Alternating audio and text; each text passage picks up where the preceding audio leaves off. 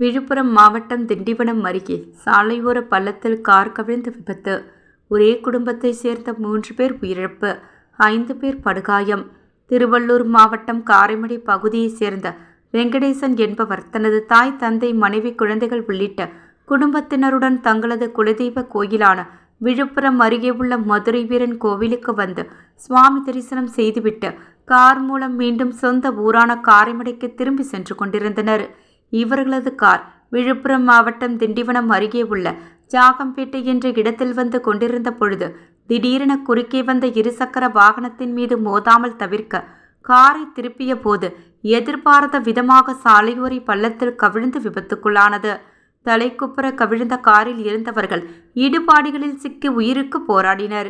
இதுகுறித்து தகவல் அறிந்ததும் மயிலம் காவல் நிலைய போலீசாரும் திண்டிவனத்திலிருந்து தீயணைப்பு வீரர்களும் சம்பவ இடத்திற்கு விரைந்து சென்று தலைக்குப்புற கவிழ்ந்த காரில் சிக்கி உயிருக்கு போராடியவர்களை மீட்கும் பணியில் ஈடுபட்டனர்.